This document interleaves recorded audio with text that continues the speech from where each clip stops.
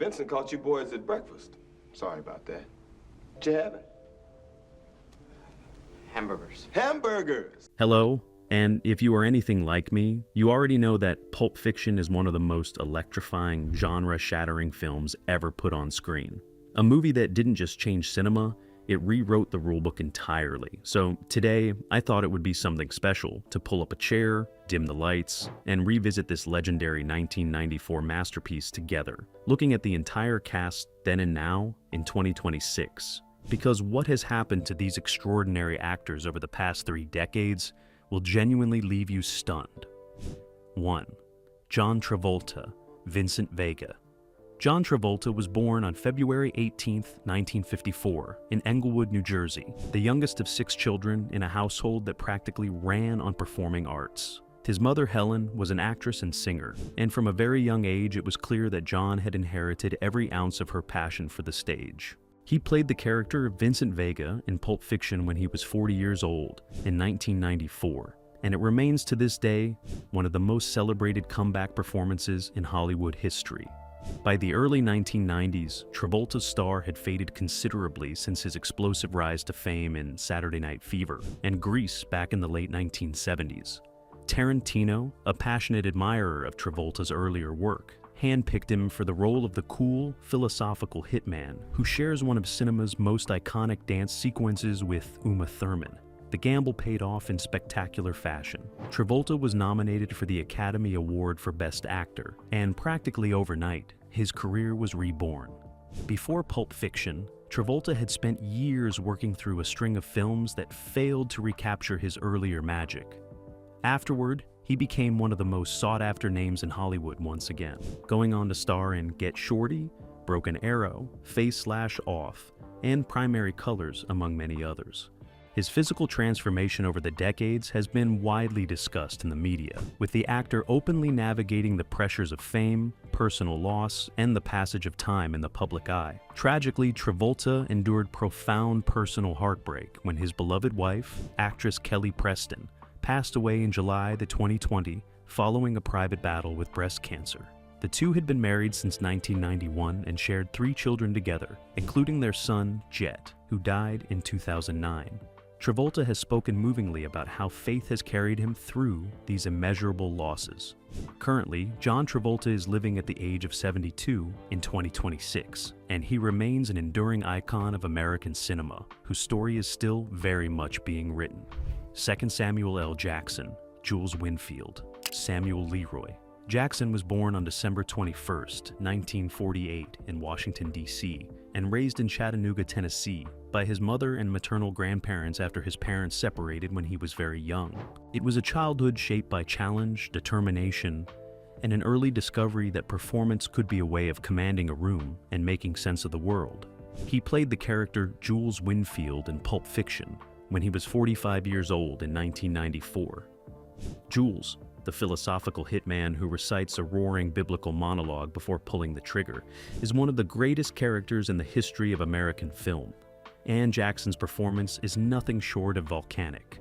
Tarantino wrote the role with Jackson specifically in mind, and the actor delivered every single line with a ferocity and control that earned him a BAFTA award for Best Supporting Actor, as well as an Academy Award nomination. What makes Jackson's story so remarkable is the journey he took to get there. He spent years struggling with serious substance abuse issues, and it was only after entering rehabilitation in the early 1990s that his career truly began to ascend.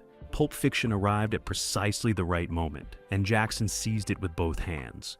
In the decades that followed, Samuel L. Jackson became one of the highest-grossing actors in Hollywood history, an almost incomprehensible fact that speaks to his extraordinary work ethic and range.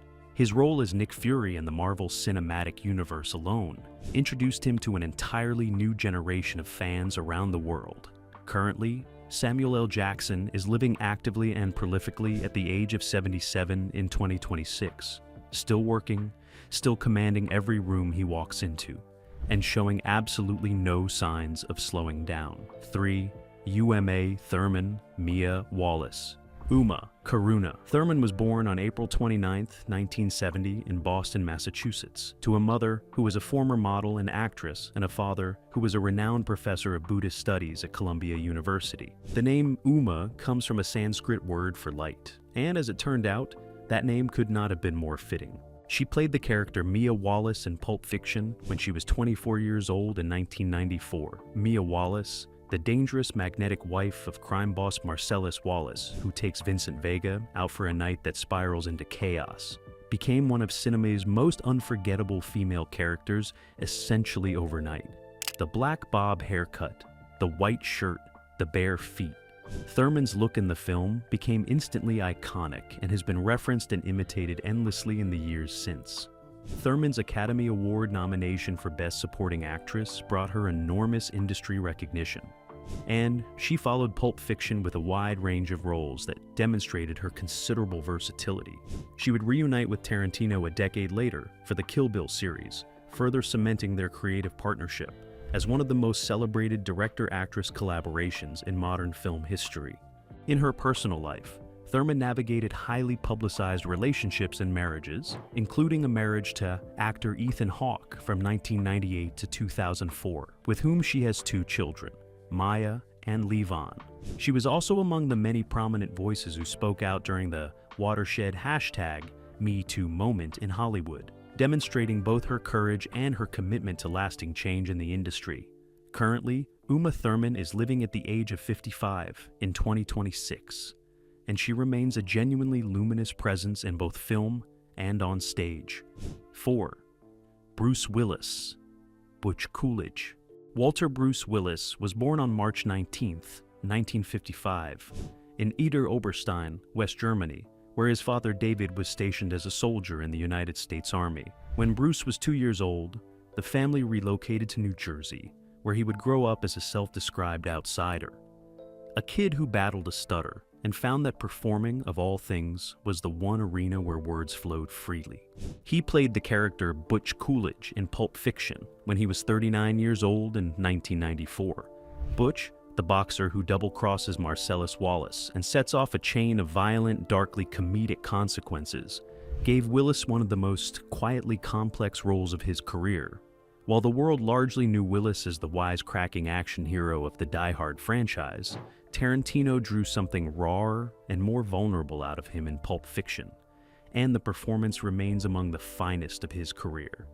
In the years following Pulp Fiction, Willis continued to be one of Hollywood's most commercially reliable stars, appearing in The Sixth Sense, Unbreakable, Sin City, and the continuing Die Hard sequels. He became one of the defining action movie faces of his generation, beloved by audiences around the world.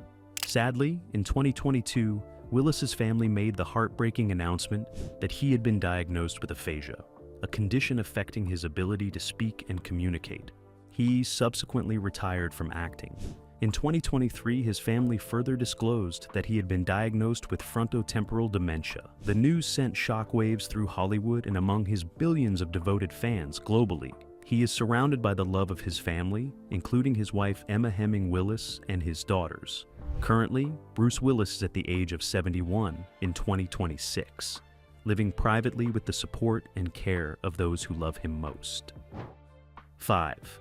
Harvey Keitel, The Wolf. Harvey Keitel was born on May 13, 1939, in Brooklyn, New York, to Jewish immigrant parents, his mother from Romania and his father from Poland. He grew up in a tough neighborhood, served in the United States Marine Corps before pursuing acting, and trained under the legendary Lee Strasberg and Stella Adler. That combination of real-world grit and world-class training produced one of the most respected character actors American cinema has ever seen. He played the character Winston Wolfe, known simply as The Wolf, in Pulp Fiction when he was 55 years old in 1994. The Wolf appears in a single extended sequence to clean up after a catastrophic accident, and Keitel delivers every line with such crisp, unflappable authority that the character became an instant legend despite limited screen time. Cool, precise, and darkly funny, The Wolf gave audiences one of the film's most quoted lines and one of Keitel's most beloved performances. Cadle's career has always been defined by an uncompromising commitment to authenticity, going back to his long creative partnership with director Martin Scorsese in films such as Mean Streets and Alice Doesn't Live Here Anymore. He never chased blockbusters for their own sake, choosing instead roles of real artistic substance. Currently, Harvey Keitel is living at the age of 86 in 2026, a towering figure in the history of American independent and art house cinema. 6. Ving Rhames, Marcellus Wallace. Irving Rameses. Rhames was born on May 12, 1959, in Harlem, New York City, in an era when that neighborhood was one of the most vibrant and demanding places in all of America to grow up.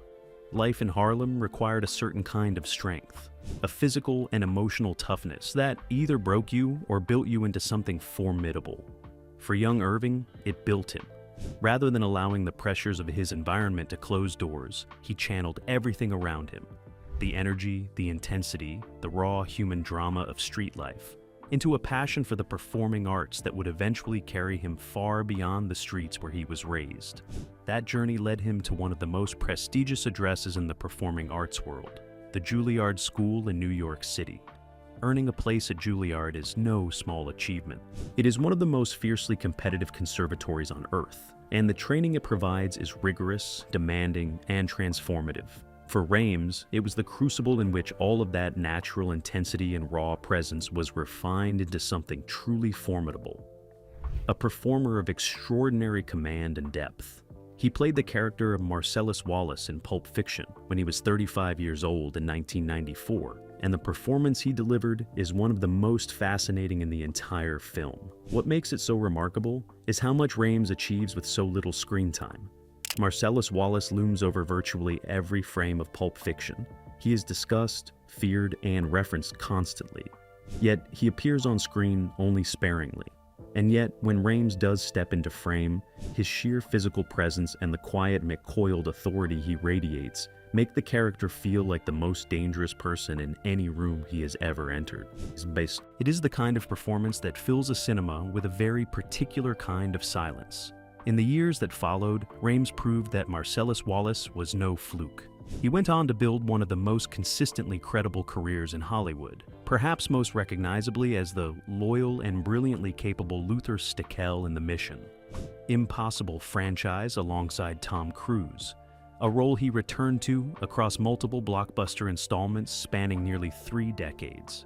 He also delivered memorable work in Con Air, Bringing Out the Dead, and Dawn of the Dead, among many others, always arriving with that same unmistakable weight and gravitas that makes every scene he inhabits feel more serious, more real, and more alive. Currently, Ving Rhames is living at the age of 66 in 2026, still working, still commanding, and still one of the most respected presences in the entertainment industry. 7. Tim Roth, Pumpkin/Ringo. Timothy Simon Roth was born on May 14, 1961, in Dulwich, London, England. Raised in a family of artists, his father was a journalist and painter. Roth gravitated toward acting naturally, training in London before making his breakthrough in British film and television during the 1980s. He played the character Pumpkin, also known as Ringo, in Pulp Fiction, when he was 33 years old in 1994. Pumpkin opens and closes the film in the now legendary diner scenes alongside Amanda Plummer, and Roth brings an edgy, unpredictable energy to the role that perfectly bookends the film's wild narrative ride. His American accent, his nervous physicality, and his chemistry with Plummer make those scenes feel completely alive with danger. Roth had previously worked with Tarantino on Reservoir Dogs in 1992, and the two had developed a clear creative shorthand and mutual admiration that translated beautifully onto the Pulp Fiction set. Following his Tarantino collaborations, Roth received an Academy Award nomination for Best Supporting Actor for Rob Roy in 1995, confirming his place among the finest actors of his generation. He later became widely known to television audiences for the series Lie to Me. Currently, Tim Roth is living at the age of 64 in 2026, continuing to work steadily across film, television, and international productions. 8.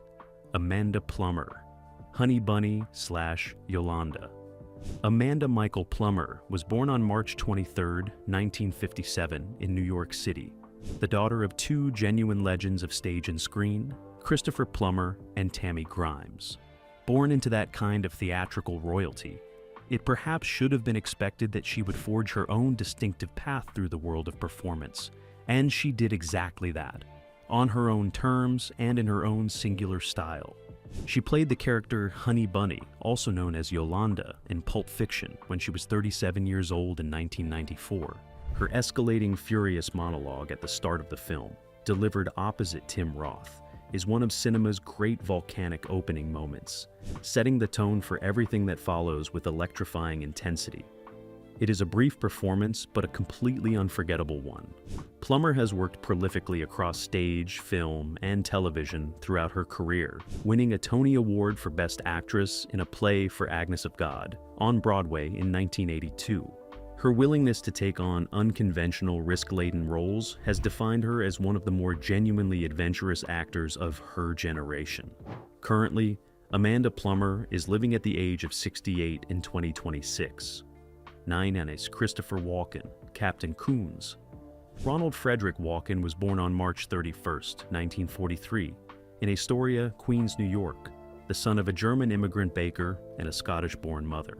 He began performing as a child alongside his brothers in local television programs, and from the very beginning, there was something in his delivery, a cadence, a stillness, an unpredictability that set him apart from everyone around him. He played the character Captain Coons in Pulp Fiction when he was 51 years old in 1994. Coons appears in a single, brilliantly written scene, a flashback in which he delivers a monologue to young Butch Coolidge about a gold watch hidden through the Vietnam War. And Walken turns what could have been a throwaway cameo into an unforgettable piece of cinema. The scene is darkly comic, absurd, and somehow deeply moving all at once, and only Walken could have pulled it off so perfectly. Walken had won the Academy Award for Best Supporting Actor years earlier for The Deer Hunter in 1979, and his career has always been marked by a taste for the unusual and the unexpected. He has made audiences laugh, cry, and sit in silent disbelief across more than 5 decades of work in film, theater, and television. Currently, Christopher Walken is living at the age of 83 in 2026, a true one-of-a-kind original whose place in cinema history is entirely secure. 10. Eric Stoltz, Lance. Eric Cameron Stoltz was born on September 30th, 1961, in Whittier, California, and raised partly in American Samoa, where his father worked as a teacher. He studied drama at the University of Southern California before making his breakthrough in the early 1980s, quickly establishing himself as a serious young talent in Hollywood. He played the character Lance in Pulp Fiction when he was 32 years old in 1994. Lance, the panicked drug dealer whose home becomes the chaotic setting for one of the film's most memorable and harrowing sequences, is a role that requires Stoltz to play pure, escalating desperation, and he does it with tremendous comic and dramatic skill. It remains one of the more talked-about supporting turns in the film. Stoltz is perhaps most widely remembered for his role in Mask in 1985, for which he received enormous critical praise, and for the unusual story surrounding Back to the Future, in which he was originally cast as Marty McFly, before being replaced by Michael J. Fox several weeks into production. In the years following Pulp Fiction, he moved increasingly into directing and producing work for television, including notable contributions to the series Glee and Caprica. Currently, Eric Stoltz is living at the age of 64 in 2026. 11. Rosanna Arquette, Jodie. Rosanna Lisa Arquette was born on August 10, 1959, in New York City, into one of Hollywood's most celebrated acting families. A family that also produced siblings, Patricia, David, Richmond, and Alexis Arquette, all of whom pursued careers in entertainment. Acting was essentially the language of the Arquette household, and Rosanna proved to be among its most gifted speakers. She played the character Jodie in Pulp Fiction when she was 34 years old in 1994. Jodie, Lance's heavily pierced, unflappable wife who reacts to the drug crisis unfolding in her living room with a kind of bewildered practicality, is a wonderfully offbeat supporting role. and Arquette inhabits her with a naturalistic, dry comic energy that perfectly fits the film's tone. Arquette had already earned significant critical recognition before Pulp Fiction, most notably for her acclaimed performance in Desperately Seeking Susan in 1985 and her BAFTA-winning turn in Birdie. She has remained a vocal and active presence in Hollywood conversations around women's rights and industry reform in the years since. Currently, Rosanna Arquette is living at the age of 66 in 2026. 12. Maria de Medeiros Fabienne. Maria de Medeiros Esteves Victorino de Almeida was born on August 19, 1965, in Lisbon, Portugal, into a family for whom art and culture were not luxuries, but a way of life. From a remarkably young age, it was clear that Maria was gifted across multiple disciplines. She demonstrated an exceptional talent for music early on, studying piano and developing a singing voice that would eventually take her to stages across Europe and beyond. It was only later that she turned her considerable creative energy toward acting, bringing with her a depth of artistic experience that most performers simply do not possess. That multidisciplinary background has always been the defining quality of de Medeiros as a performer. There is a richness and a layered intelligence to everything she does on screen, a European sensibility, unhurried and confident, that immediately sets her apart from the crowd. She does not perform loudly. She performs truthfully, and the camera has always rewarded her for it. She played the character Fabienne in Pulp Fiction when she was 28 years old in 1994. Fabienne is the tender, dreamy, and quietly funny French girlfriend of Butch Coolidge, and in a film absolutely crackling with violence, tension, and dark comedy, she provides some of its most genuinely warm and human moments. Her scenes with Bruce Willis carry a sweet, almost fragile intimacy. Two people in a bubble, briefly sheltered from a dangerous world closing in around them. De Medeiros brings to Fabienne a playful, soft charm that is completely disarming, and her understated comic timing in the scenes, discussing potbellies and blueberry pancakes, gave audiences some of Pulp Fiction's most unexpectedly delightful breathing room. Following her appearance in the film, de Medeiros returned primarily to Europe, where she continued to build a career of genuine distinction across both film and theater. She earned deep respect in Portugal, France, and the broader international arts community, not only as an actress, but as a director of both stage productions and films, demonstrating a creative ambition that has never been content to stay inside a single lane. Her music career has run parallel throughout, recording albums and performing live with a devoted following that stretches across multiple countries. Currently, Maria de Medeiros is living at the age of 60 in 2026, a true artist in every sense of the word, still creating, still surprising, and still entirely beautifully herself. 13. Quentin Tarantino, Jimmy. Quentin Jerome. Tarantino was born on March 27, 1963, in Knoxville, Tennessee, the son of Tony Tarantino, an actor and musician, and Connie McHugh, who relocated the family to Los Angeles shortly after Quentin's birth. Growing up in the suburbs of Southern California, young Tarantino was not what you would call a conventional student.